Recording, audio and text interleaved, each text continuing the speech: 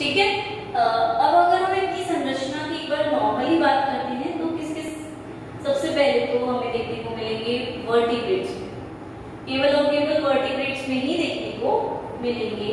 दूसरी चीज कि ये जो है ये डिस्क शेप्ड होते हैं, ठीक है, डिस्क नुमा आकृति के होते हैं और हमें कार्डियक सेल्स में मिलेंगे, ठीक है। जो भी कार्डियक सेल्स होंगे उनके अंदर इन्हें देखने को मिल सकते हैं। तीसरी बात, इन्हें हम एंकरिंग जंक्शंस या एंकरिंग सेल जंक्शंस भी कहते हैं, ठीक है, कॉल्ड एज बोल सकते हो।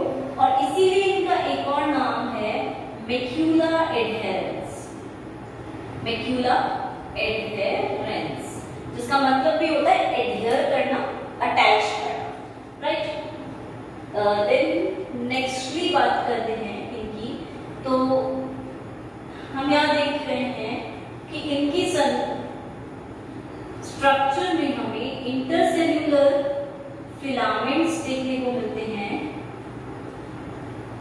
कार्य क्या है सबको पता चल गया होगा कि एंकर करने में, सेल के साथ अटैचमेंट करने, ठीक है। केराटिन देखने को मिलेंगे, फिलामेंट्स, इंटरसेल्यूलर फिलामेंट्स देखने को मिलेंगे और इसी के साथ कैडहेरेंस भी देखने को मिलेंगे। और जब हम कैडहेरेंस की बात करेंगे तो कैडहेरेंस क्या होते हैं, एक प्रकार के ट्रांस प्रोटीन्स हैं जो कि 6 नंबर में उपस्थित रहते हैं। ट्रांस का मतलब होता है एक साथ अटैच नहीं है, अलग अलग जगह पर अपोजिट डायरेक्शन में इनका अटैचमेंट। तो ये इस तरह से एंकरिंग जंक्शंस की बात करते हैं। अब जब हम इसी को ही एक अल्ट्रा स्ट्रक्चर के फॉर्म में देखते हैं तो हमें देखने को मिलेगा कि इसकी संरचना कैसी दिखती है।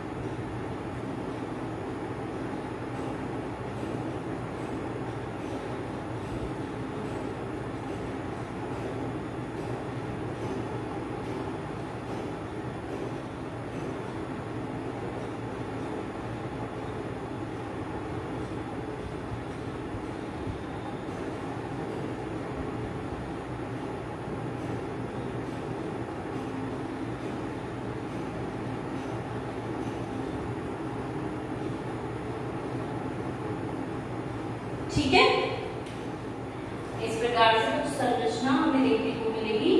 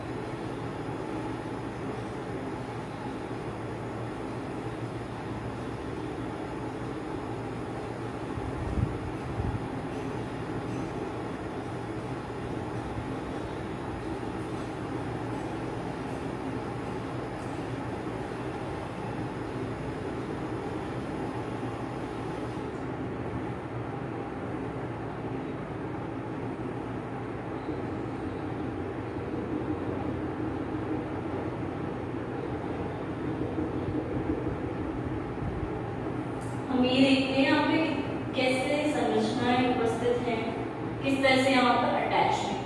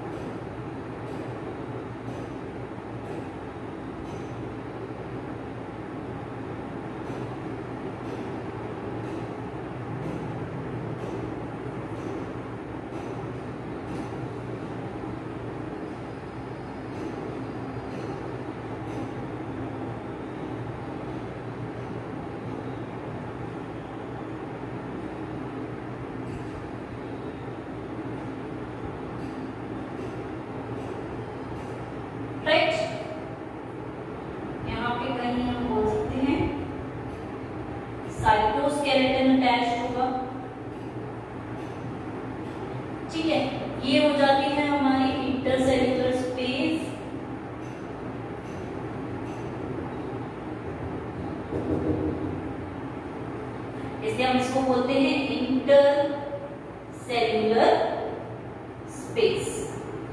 ये हो गई हमारी प्लाज्मा मेम्ब्रेन, प्लाज्मा मेम्ब्रेन, ठीक है। और यहाँ पे कहीं साइटोस्केलेटन उपस्थित रह सकता है।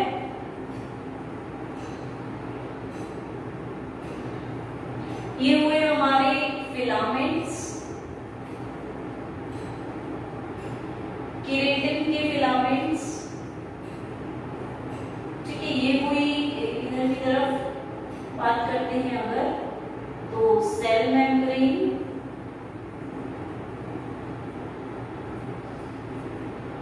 ठीक है। इसको हम बोलेंगे प्लेक जैसी संरचना है जिसपे केराटिन फिलामेंट्स अटैच्ड।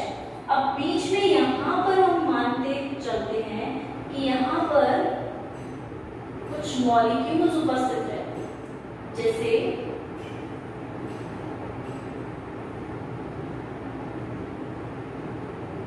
और वो हम बोलते हैं कि नंबर में 6 भी हो सकते हैं।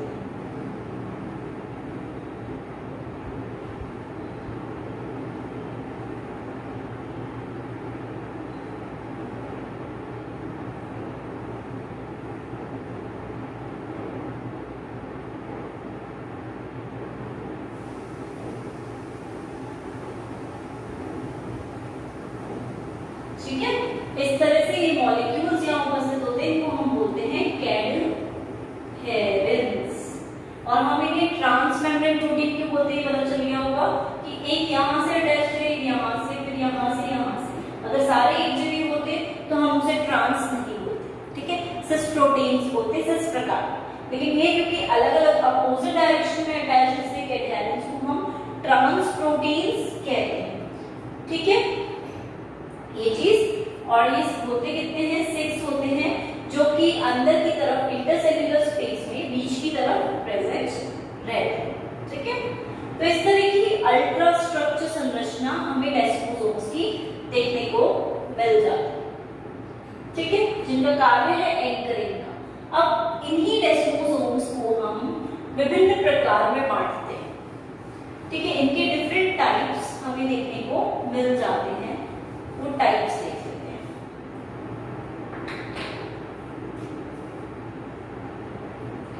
सबसे पहला टाइप इसका है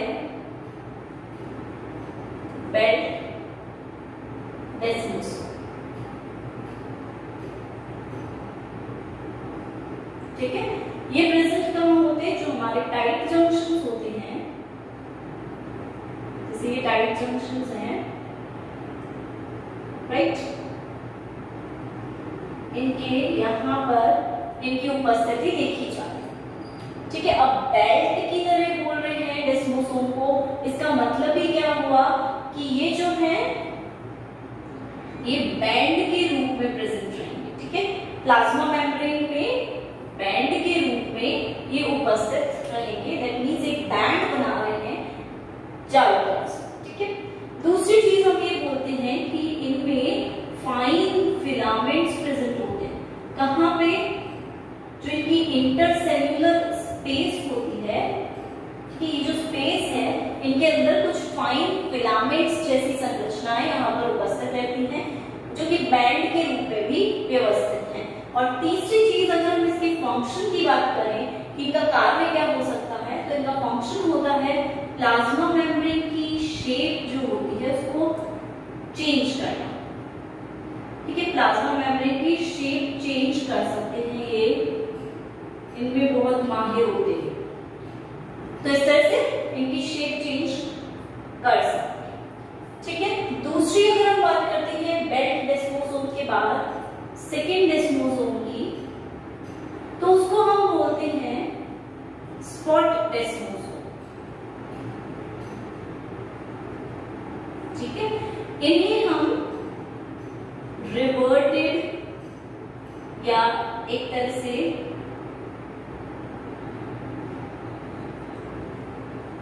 वेल्ड प्रकार के डेस्मोसोम भी कह सकते हैं। तो जब इनकी संरचना देखते हैं तो हमें संरचना इस प्रकार से दिखाई देते हैं। ठीक है, जिसका मतलब हुआ कि ये एकदम रिवर्टेड, एकदम वेल्ड के रूप में वहां पर उपस्थित रहते हैं। तो रिवर्टेड टाइप के डेस्मोसोम्स ये कहलाएंगे। सेकेंडली जब हम बात करते हैं कि एपिथेलियल सेल्स जो होते हैं वहां पर ये पाए जाते हैं। जो एपिथेलियल सेल्स होती हैं, कोशिकाएं होती हैं, वहां पर इनकी उपस्थिति देखी जाती है और एकदम वहां पर ये केराटिन फाइबर्स, प्लेट जो है संरचना, वहां पर ये इस तरह से एपिथेलियल सेल्स पर जुड़े रहते हैं, अटैच्ड है। ठीक, तीसरी बात अगर हम बोले तो ये मैकेनिकल सपोर्ट प्रोवाइड करते हैं। ठीक है, एक सपोर्ट देते हैं मैकेनिकल प्रकार का, तो वो सपोर्ट ही यहाँ पर प्रोवाइड करते हैं। ठीक है, तो ये दो प्रकार के डेस्मोसोम हुए, बेल्ट और स्पॉट। स्पॉट की तरह एकदम इनके केराटिन फाइबर्स खुले हुए नहीं होंगे, एकदम वेल्डेड हैं, एकदम एक दूसरे से अटैच्ड हैं। ठीक है, इसलिए हम इनको दूसरा नाम भी दे देते हैं। थर्डली बात करते हैं हम, तो थर्ड इनकी टाइप होते हैं हेमीडेस्मोसोम्स। ठीक है, हेमी का मतलब क्या होता है? हाफ। ठीक है, हाफ, जिसका मतलब हुआ कि यहाँ पे वन प्लेट ही उपस्थित होगा, दोनों साइड प्लेट जैसी संरचना नहीं होगी। ठीक है, दूसरी चीज जब हम हाफ बोल रहे हैं तो यहाँ पर एक और चीज जो हमें देखने को मिलती है वो ये है कि वन प्लेट होगा, केराटिन फाइबर्स भी होंगे और इंटरसेल्यूलर फाइबर्स भी होंगे।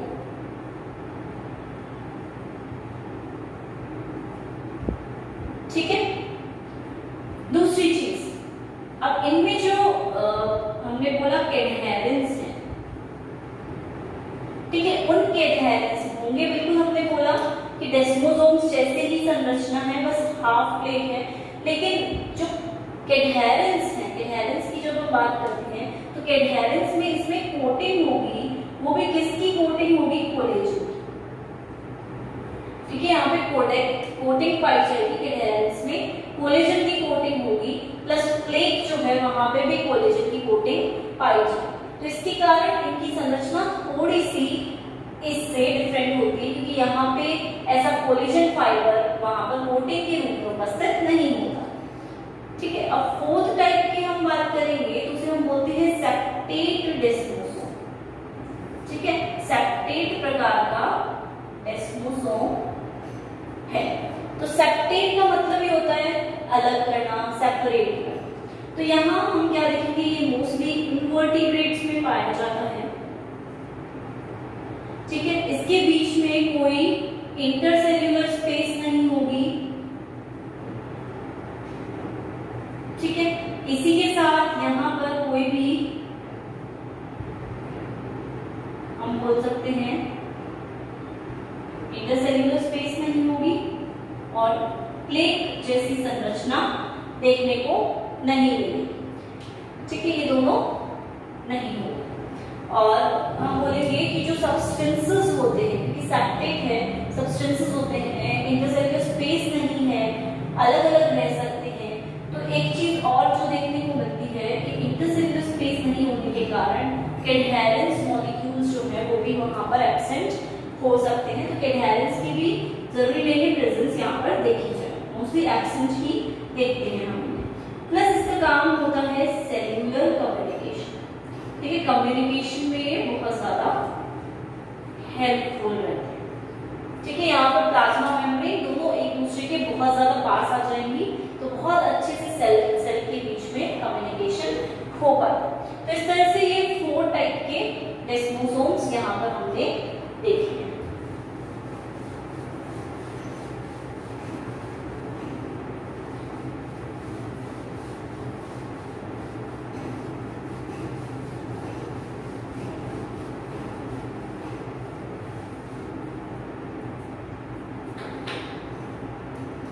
फिफ्थ टाइप की बात करेंगे तो उसे हम बोलते हैं इंटरडिजिटेशंस।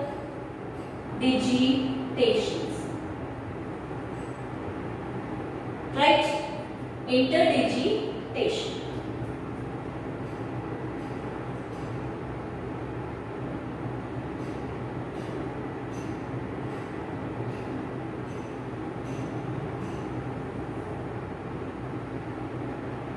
दो चीजें यहां हम एक साथ देख लेते हैं, चलो।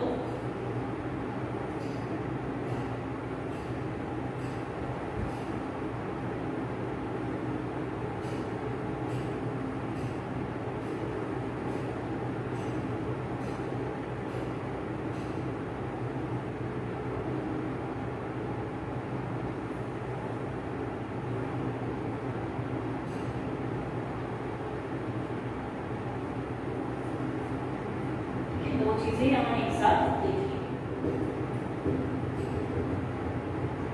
ये है क्या? माइटोकॉन्ड्रिया है, ये है प्लाज्मा मेम्ब्रेन।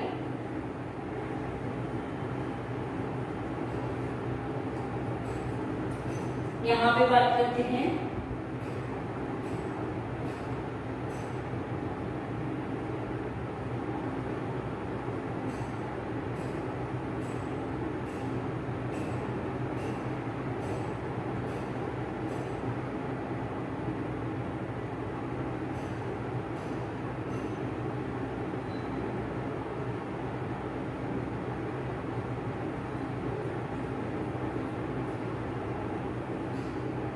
ठीक है। इस प्रकार को हम बोलते हैं कि बेस जो भाग था वहां पर इनफोल्डिंग हो गई, तो बेसल इनफोल्डिंग बोलते हैं। और ये यहाँ पर माइटोकॉन्ड्रिया जो है, ये माइटोकॉन्ड्रिया इस प्रकार से यहाँ व्यवस्थित करते हैं। और यहाँ क्योंकि दो प्लाज्मा मेम्ब्रेन्स जो हैं वो बिल्कुल पास पास आ जाती हैं, एक दूसरे से कनेक्टेड हो जाती है, क्योंकि उन दोनों के बीच में कोई स्पेस नहीं रहता है। तो इस तरह से यहाँ पर हम दो संरचनाओं की एक साथ बात कर लेते हैं। कई बार हम यहाँ पे देखते हैं कि यहीं पे ही विलाय जो होते हैं वो उन जैसी संरचना उपस्थित रहती है, ठीक है। और नीचे की तरफ हम कई बार देखते हैं कि यहाँ पर बेसमेंट मेम्ब्रेन भी पाई जाती है, ठीक है। इसलिए हम उसे बोल रहे हैं कि बेस में जो है इनफोल्डिंग भी, ठीक है। कई बार इसकी संरचना इस तरह से स्ट्रेट ना होकर भी ऐसे भी हो जाती है कि इस तरह से संरचना उपस्थित रहे। और अगेन यहाँ पर विलाय जो होंगे उपस्थित रहे, क्योंकि ऊपर की संरचना है तो इस विलाय को हम फजी कोट भी नाम दे देते हैं। फजी कोट की तरह ये उपस्थित है, इसलिए फजी कोट, ठीक है। बीच में हम बोल सकते हैं न्यूक्लियस उपस्थित रहेगा और यहाँ पर कुछ पार्टिकल सब्सटेंसेस उपस्थित आसानी से रह सकते हैं। ये हो गया हमारा न्यूक्लियस, ठीक है। तो इस तरह की संरचना होगी। अब जब हम इसकी बात करते हैं तो इसको तो हम बोलेंगे बेसल इनफोल्डिंग और उसको हम बोलेंगे इंटरडिजिटेशन। क्लियर है? इंटरडिजिटेशन का मतलब तो पहली बात क्या हुई कि जो दो संरचनाएं थी, दो डिजिट्स जैसी संरचनाएं थी प्लाज्मा मेम्ब्रेन की, वो दोनों संरचनाएं एक दूसरे के पास आ रही, इंटर एक दूसरे से पास आ रही है और डिजिटेशंस बना रही है, एक डिजिट जैसी संरचना बना रही है, ठीक है। बिल्कुल स्ट्रेटली पास नहीं आ रही, मोल्डेड होते हुए, घुमाव होते हुए पास आ रही, इसलिए हमने इसको नाम दिया इंटरडिजिटेशन। जिसमें एक चीज जो हमें देखने को मिलेगी, दोनों तरफ माइटोकॉन्ड्रिया है, दोनों तरफ साइटोप्लाज्म उपस्थित रहेगा, ठीक है। तो हम बोलते हैं कि ये संरचनाएं माइक्रोविलाय से बड़ी होती हैं, लार्ज होती हैं, ठीक है, लार्जर होती है माइक्रोविलाय से। दूसरी बात कि यहाँ पर दो प्लाज्मा मेम्ब्रेन एक दूसरे के बिल्कुल पास आ जाते हैं, come together with each other, ठीक है, जिसके कारण इंटरडिजिटेशन बनता है। बेसल में हम देखते हैं यहाँ पर कि नीचे की तरफ बेसमेंट मेम्ब्रेन की तरफ मेम्ब्रेन में इनफोल्डिंग हो रही है, इसलिए इसको हमने नाम दिया इनफोल्डिंग। और इनफोल्डिंग के कारण ही जो माइटोकॉन्ड्रिया व्यवस्थित थे यहाँ पर, वो माइटोकॉन्ड्रिया धीरे धीरे स्लाइड डाउन हो जाते हैं और उन इनफोल्डिंग्स में चले जाते हैं। Mitochondria slide down to infoldings, ठीक है, इनफोल्डिंग्स में एंटर कर जाता है। और इन्हीं के कारण हम बोलते हैं कि कई बार ये जो है सेल सेल इंटरेक्शन करने में, कम्युनिकेशन करने में दोनों संरचनाएं काम आती हैं, ठीक है। सिक्स्थली हम बात करते हैं दूसरे की,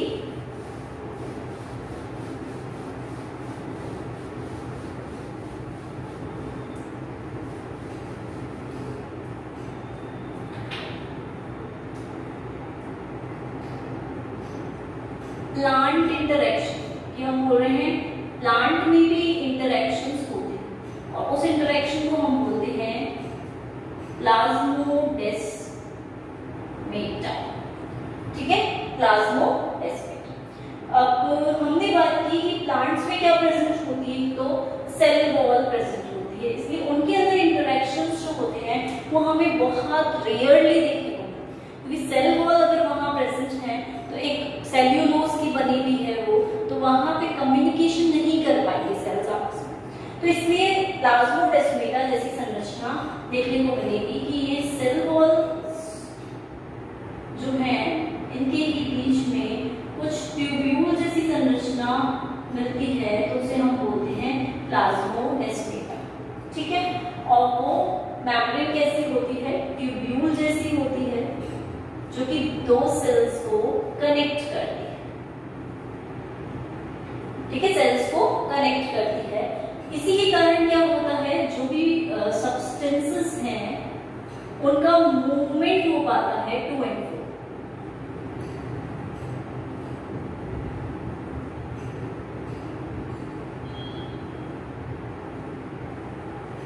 ठीक है, कि हर सेल के बीच में ऐसी ट्यूब्यूल्स, ऐसी संरचनाएं उपस्थित रहेंगी, तो मूवमेंट जो भी होगा एक सेल से दूसरे सेल तक, आयंस का मूवमेंट हम बोल सकते हैं, वाटर मूवमेंट तो खैर इतना जरूरी नहीं होता, उसके लिए ऐसे पैसेज की जरूरत नहीं है, विटामिन्स का मूवमेंट बोल सकते हैं, कुछ न्यूट्रिएंट्स का मूवमेंट बोल सकते हैं, तो वो सारे जो मूवमेंट्स होंगे इस संरचना के द्वारा आसानी से होगा, ठीक है। तो प्लांट सेल्स में देखने को मिलेगी प्लाज्मोडेस्मेटा, जिसका फंक्शन है सेल कम्युनिकेशन, एक दूसरे से सेल का कम्युनिकेशन होना, और प्लस ऐसी संरचनाओं के द्वारा मूवमेंट भी होता है, ठीक है। एक्टिव ट्रांसपोर्ट जो होता है उसमें मदद करते हैं, कई बार एक्टिव ट्रांसपोर्ट में भी मदद करते हैं। तो इस तरह से प्लाज्मोडेस्मेटा की बात है। नेक्स्ट 7th की हम बात करेंगे।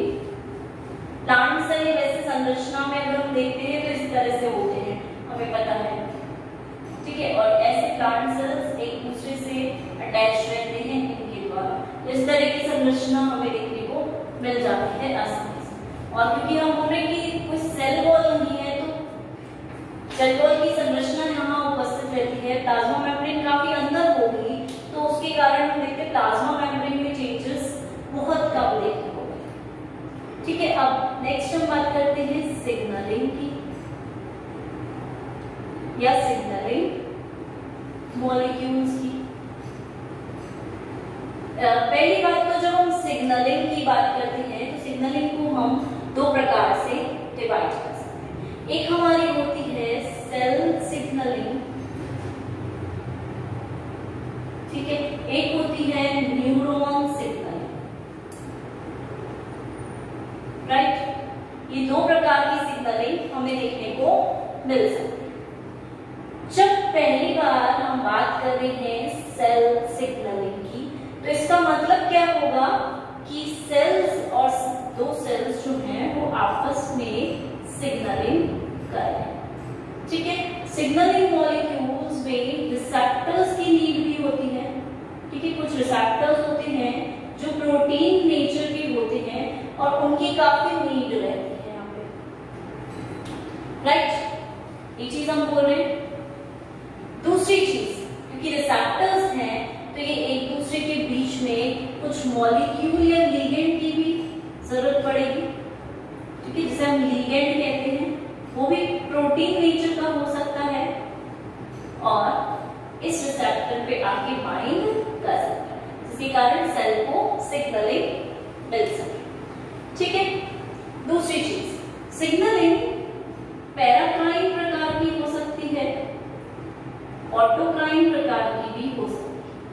ऑटोक्राइन का मतलब होगा कि एक सेल है, उसके अंदर से ही इस सेल को सिग्नलिंग मिल रही है कि आगे जाके आप डिवाइड करो।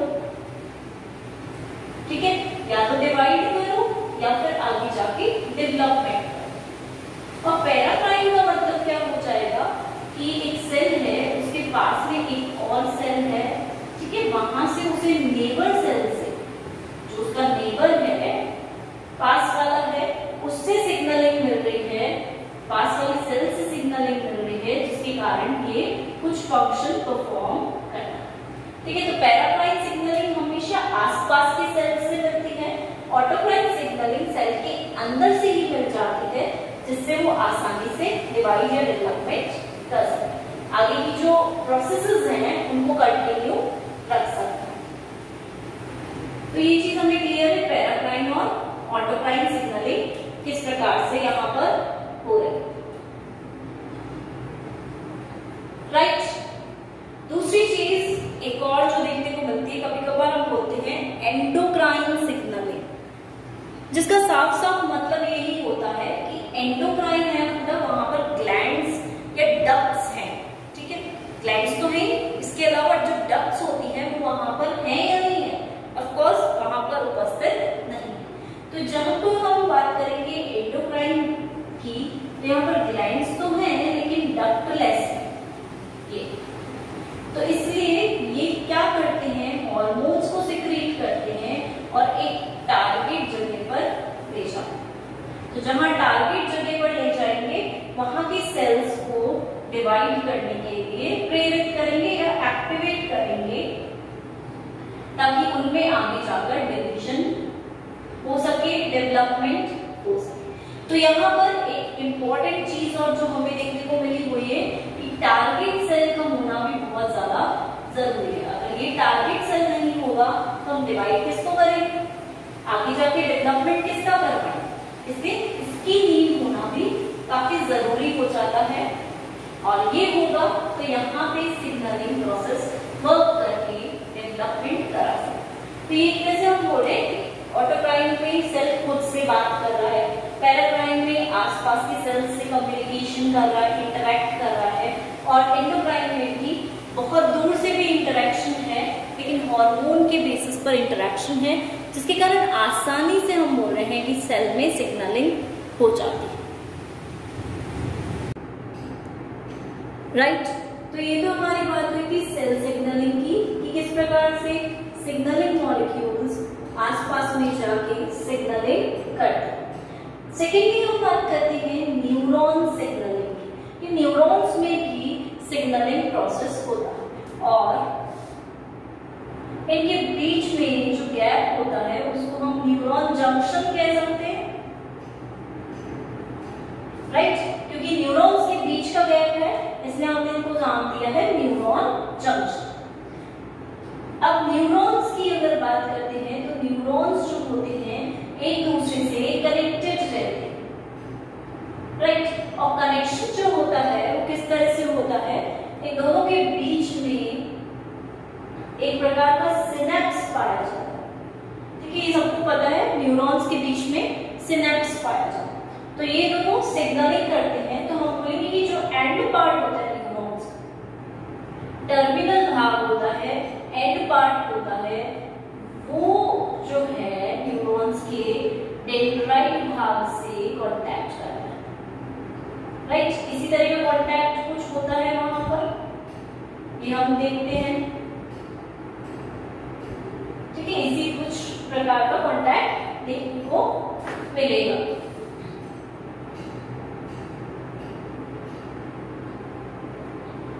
तो इन दोनों के बीच के जगह को हमने साइनेप्स बोला। न्यूरॉन एक दूसरे को सिग्नलिंग करते हैं। ये वाला भाग क्या करता है, एसिटाइलकोलिन को रिलीज करता है। एसिटाइलकोलिन का स्रावण करता है वेसिकल के फॉर्म में, एक आशय के अंदर एसिटाइलकोलिन यहाँ रिलीज होते हैं। तो यहाँ से जो depolarise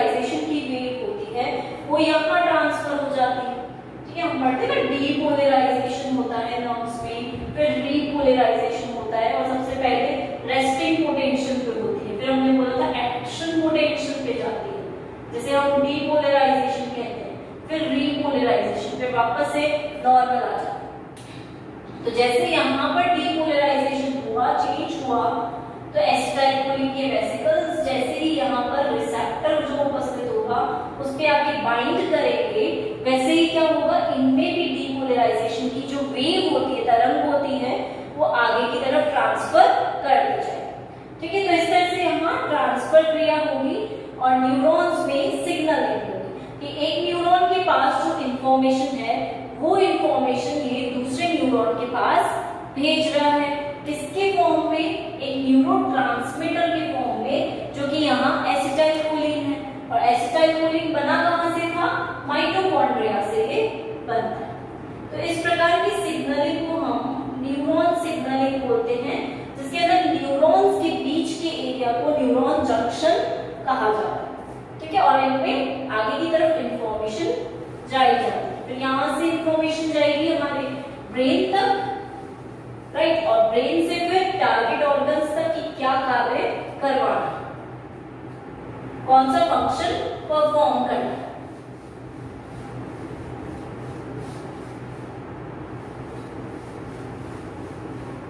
next, cell cell interaction में हम सेकेंड टाइप के इंटरेक्शन की बात करते हैं, जिसे हम बोलते हैं ट्रांजिएंट इंटरेक्शन, जो कि ट्रांजिएंट फॉर्म में होता है। ठीक है, स्टेबल नहीं है, हमेशा के लिए नहीं है, कुछ समय के लिए। अब इसमें हम फर्स्ट एग्जांपल की अगर बात करें तो हम देखते हैं इम्यूनोलॉजी का एग्जांपल।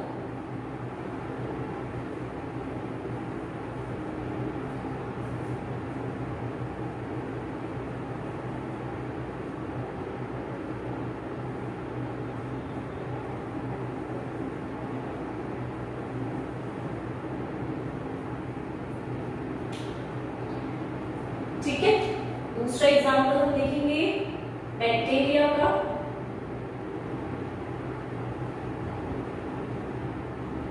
और तीसरा एग्जांपल हम देखेंगे क्लॉटिंग।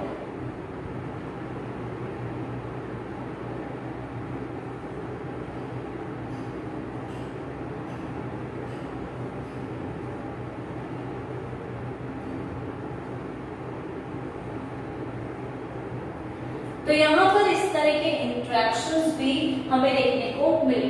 जब हम बात करते हैं WBC, ठीक है, WBC की जब हम बात करते हैं तो जैसे ही हमारे सेल्स के अंदर क्या होता है, कोई फॉरेन सब्सटेंस या एंटीजन एंटर करता है। ठीक है, हमारी बॉडी में किसी फॉरेन सब्सटेंस ने, एंटीजन ने जैसे ही अटैक किया है तो वहां पर जाकर क्या होता है, हमारे WBC एक्टिवेट हो जाते हैं और ये क्या करते हैं, अपने आप को मल्टीप्लाई करते हैं। तो इनका नंबर क्या होगा, धीरे धीरे इंक्रीज होने लगता है। और इनके नंबर में इंक्रीज होने के कारण हम एक और जो चीज देखते हैं यहाँ पर, वो ये देखने को मिलती है कि चलो हमने माना किसी एंटीजन ने हमारी बॉडी में अटैक किया था, ठीक है, तो क्या हुआ, ल्यूकोसाइट्स ने अपना नंबर बढ़ाया, WBC ने अपना नंबर बढ़ाया। और WBC ने नंबर कैसे बढ़ाया, एक दूसरे को इन्होंने क्या की, सिग्नलिंग की, एक दूसरे से इंटरैक्शन किया कि देख लो बाहर का कोई पदार्थ आया है, फॉरेन पार्टिकल जो है वो हमारी बॉडी में आया है, अब हमें मल्टीप्लाई करना है। तो ये सारे मिलकर एक साथ मल्टीप्लाई होते हैं और अपना नंबर बढ़ाते हैं। तो एक तरह का इंटरैक्शन हुआ यहाँ पे, लेकिन हमेशा का नहीं है। जब एंटीजन एंटर करेगा तभी एक्टिवेट होंगे, ठीक है, तभी एंटीबॉडीज बनाएंगे। और फिर जो मैक्रोफेजेस होंगे यहाँ पर, वो मैक्रोफेजेस उनको एंगल्फ कर जाएंगे, ठीक है, उनको खा जाएंगे। तो इस तरह से यहाँ पर इंटरेक्शन हो रहा है सारे सेल्स के बीच में कि WBC भी बढ़ रहे हैं, मैक्रोफेजेस भी बढ़ रहे हैं, एंगल्फ कर रहे हैं, खा रहे हैं इनको, और इस तरह से एंटीजन को यहाँ से रिमूव किया जाता है। तो इंटरेक्शन हो गया, एक कम्युनिकेशन हो गया डिफरेंट सेल्स के बीच में, ताकि आगे से आगे सिग्नलिंग प्रोसेस हो सके, एक दूसरे को सिग्नल देते जाएं, बातचीत करते जाएं, ताकि आगे तक की जो क्रिया है वो पूरी कंप्लीट हो सके। ठीक है, एक चीज और जो देखने को मिलती है कि इंफ्रैक्शन जैसे ही होता है, हमारे WBC का नंबर बढ़ता ही बढ़ता है, तो तो WBC के नंबर को देखकर भी हम रिपोर्ट्स के थ्रू हम पता लगा लेते हैं ना कि कुछ ना कुछ प्रॉब्लम है बॉडी में, तभी WBC इतना बढ़ा, कुछ ना कुछ फॉरेन सब्सटेंस ने एंटर किया है। सेकेंड एग्जांपल हम देखते हैं टी हेल्पर सेल्स का, इसी में इम्यूनोलॉजी में, कि जैसे ही इनको कुछ सिग्नलिंग मिलती है तो ये क्या करते हैं, टी किलर सेल्स को भी बनाने लगते हैं। ठीक है, टी किलर सेल्स को बनाने लगते हैं, फॉर्म करने लगते हैं। मतलब ये हुआ कि इनसे अगर कोई सब्सटेंस आकर रिसेप्टर पे बाइंडिंग करता है तो इन्हें इंफॉर्मेशन मिल रही है, ये एक दूसरे को इंफॉर्मेशन कम्युनिकेट करते हैं और उसी के कारण टी हेल्पर सेल्स और बढ़ते हैं। ठीक है, अपना नंबर और बढ़ाते हैं और इसी के साथ टी किलर सेल्स को भी फॉर्म करते हैं। टी सेल्स जो होते हैं, टी लिम्फोसाइट्स जो होते हैं, वो दो प्रकार के होते हैं, हेल्पर भी और किलर। ठीक है, तो इस तरह से इन लोगों का नंबर बढ़ाया जाता है और इसी के साथ हम बोलेंगे कि बी लिम्फोसाइट्स का नंबर भी बढ़ता है ताकि आगे जितने भी इम्यूनोलॉजिकल प्रोसेसेस हैं वो आसानी से हो सके। तो ये बढ़ क्यों रहा है नंबर, क्यों ये इंक्रीज हो रहे हैं, क्यों इनकी जो कार्य की है, एक्टिविटी है, वो इंक्रीज हो रही है, इसके पीछे सीधा सा रीजन यही है कि ये सेल्स आपस में कम्युनिकेट कर रहे हैं, इंटरैक्ट कर रहे हैं, उसी के आधार पर ये आगे प्रोसेस।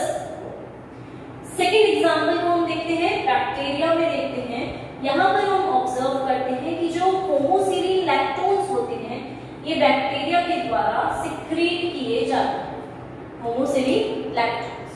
ठीक है, मतलब बैक्टीरिया को सर्वाइवल के लिए ये कंपोनेंट्स प्लस हम बोल सकते हैं पेप्टाइड्स सिक्रीशन होता है ताकि वो इजीली वहां पर सर्वाइव कर सके। ठीक है, तो होमोसीरिन लैक्टोन्स और पेप्टाइड्स वहां पर बनने लगते हैं ज्यादा मात्रा में।